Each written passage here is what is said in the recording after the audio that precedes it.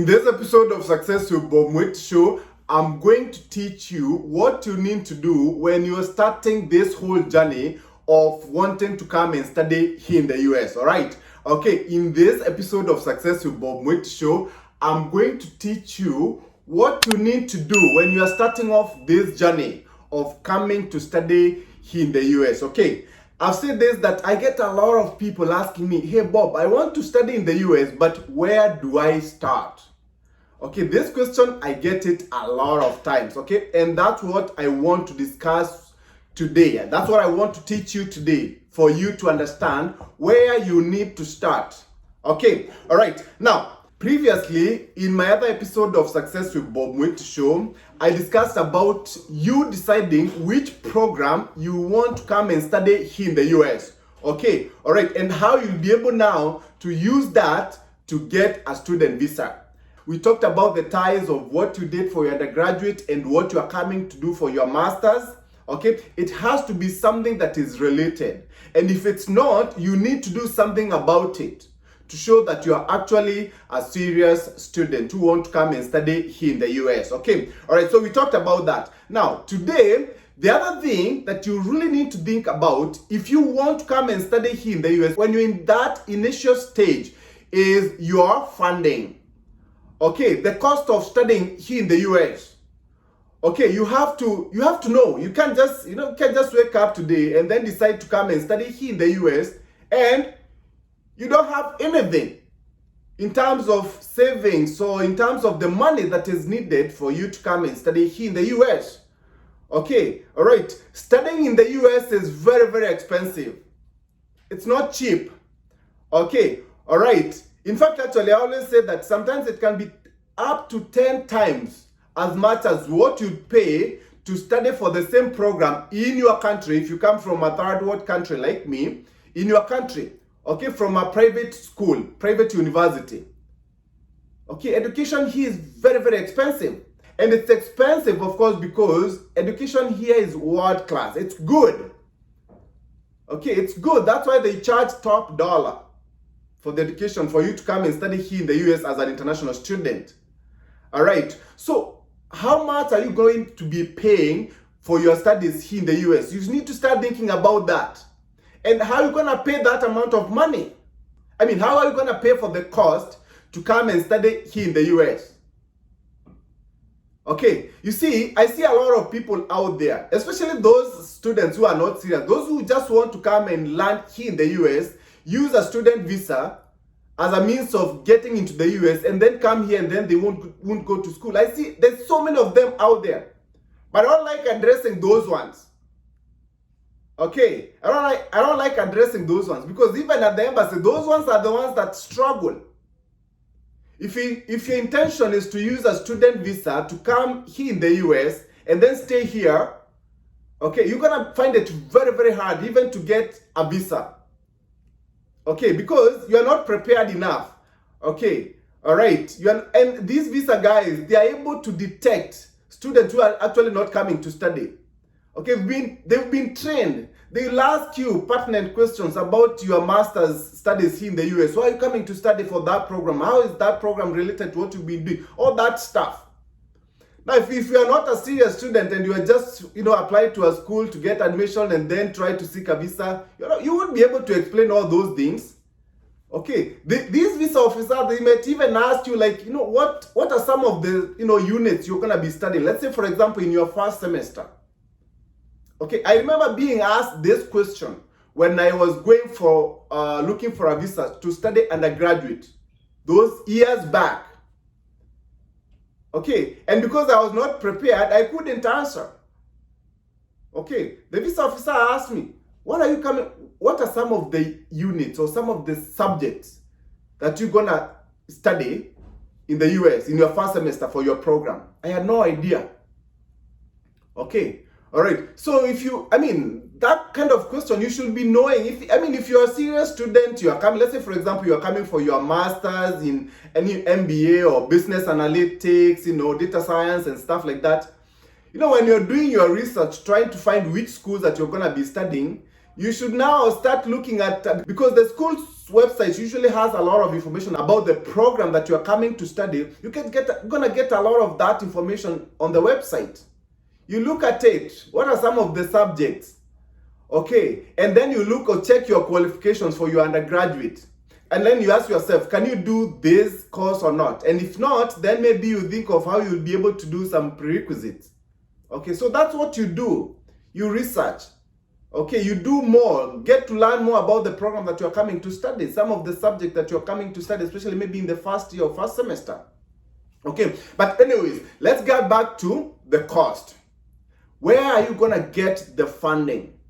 Okay, you know, I've talked about the different ways that you can be able to study here in the US, that you can be able to take care of your cost of studying here in the US. I've talked about graduate assistantship awards, all right? And graduate assistantship awards is basically an arrangement where the school pays full or part of your tuition fees, okay? And then also they give you a job where you have to put in some hours, and at the same time also they give you a stipend, okay, to take care of your living expenses on a monthly basis. Okay, so you look at that option. Ask the schools. I've said this a million times. When you're trying to apply for a master's program, ask the schools about graduate assistantship awards. Okay, a lot of our students who come through our programs, the ones that we have for master's students, usually get these things. Okay, you can't get it if you don't ask. You know, like me, you know, the funny thing is, even when I was coming here in the US, I had no idea there was something like that. Graduate assistantship award. Nothing. I knew about that when I was already here. All right? So I missed out my first semester. I missed out on graduate assistantship award. Then now from the second semester, I started, you know, getting them. Also, you have to do well in school. Okay, that's why some of these favors are not just given to just anybody out there just because you want them. No, you have to show that you're good. If you are looking for a graduate assistantship award, you have to have a very good GPA. Okay, for them to give you, especially if they are to give you in the first semester before even you get here. Okay, all right, so all these favors are given to serious students. Okay, we've talked about also unsecured international student loans. Okay, or student loans that require you to have a cosigner. We've talked about these things in my other episodes of Success with Bob Mwiti Show. Okay, so these are the options that you have. Okay, so ask about these things. Ask about graduate assistantship awards, okay? And then also do your research and try to know which schools partner with what lenders. Okay, you have to check out which lenders work with which school. Okay, because you can't just get a student loan from any lender just like that for any school. They must be working with that school. Okay, so in my other episodes of Success with Bob Mwiti Show, we've analyzed different schools in each state in terms of the cost of studying, all right, and the alternatives of funding in terms of graduate assistantship awards and student loans. All right, so go watch those other episodes if you haven't watched. All right, but you need to know where you're gonna get that money to come and study here in the US. I've said this, that you can't come to study here and hope that you're gonna get a job to pay for your education. Okay, because that's not gonna happen. Students here make around minimum wage. Okay, very little. That, and you are only allowed to work 20 hours a week on campus. All right, so if you are earning minimum wage and you are doing just 20 hours, that money is only enough to basically, maybe take care of your accommodation and maybe food. That's it. You can't be able to pay $50,000. You know how much it costs to study here, for example, for a master's program? It's about $50,000. Tuition fees plus living expenses in 2 years' time. $50,000. 25 per year. You can't be able to get that kind of money working as a student. So where are you going to get that money to study here in the US? You're watching Success with Bob Mwiti Show, presented to you by Upstack America. Upstack America is a consulting company that helps immigrants find amazing higher education and job opportunities in the tech industry in the United States. You can find our programs by going to www.upstackamerica.com. Upstack America, we wake you up to the unlimited potential within you. These are the things that you have to ask yourself initially when you are trying to think of coming to study here. And I've said this, don't go out there claiming that your uncle will pay for your education and he's not going to pay that, or your auntie, or your cousins, just because they have a good bank statement. If they are paying, then that's fine. Okay, but because I see a lot of people, they start the whole process, they have no idea where they're going to get funding. Okay, and now later on, when they are needed now to provide evidence that they can be able to fund for their education, they go looking for bank statements from people out there, anybody who can give them. And then now they claim that this is their uncle, this is their cousin, and the person that you are claiming is your uncle or your cousin, you don't even share the same surname. Right? I've said this, like, you're gonna get denied a student visa. We've seen these things, we've analyzed them. Those students who come through our program, and we coach them, they go to the embassy, they give us feedback of what goes on there at the embassy. Okay, so if you're a serious student, you need to find where you're going to get the money. Where are you going to get $50,000 to come and study here in the US as a master's student? Where are you going to get that money? Okay, if you don't have an answer, then you are really not a serious student. You're going to struggle getting that visa. You're going to struggle convincing that visa officer. Okay, and let's say, for example, even if you are lucky enough and you're able to get that student visa to come and study here in the US, this country is very unforgiving for those people who don't have the papers. Because if you come here and you are not able to go to school, if you drop out, you don't have the funding, you drop out of school, then you're going to be here illegally. You won't have the documents to enable you to live and work here in the US as a legal immigrant. And that means you can't get good jobs.